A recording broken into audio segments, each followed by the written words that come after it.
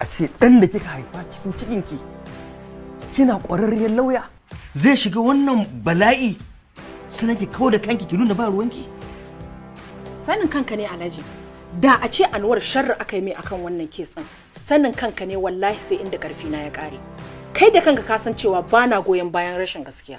Hajiya, duk rashin goyon bayan rashin gaskiya da ba kya yi bai kamata a ce za ki yi a wurin ɗanki ba. Alƙawari ne ma Allah da iyayena cewa zan tsaya tsayin daka akan kowane irin kes ne, amma bana goyon bayan rashin gaskiya.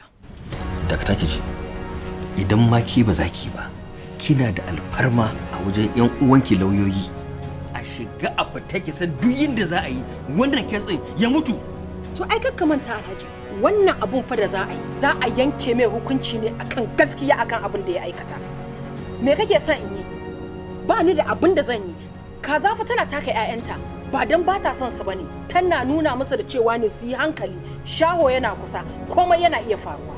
Okay, yanzu kina so ki nuna min cewa kina raye, kina ji, kina gani a matsayin uwar shi har za a yanke mu Anwar hukunci a kotu.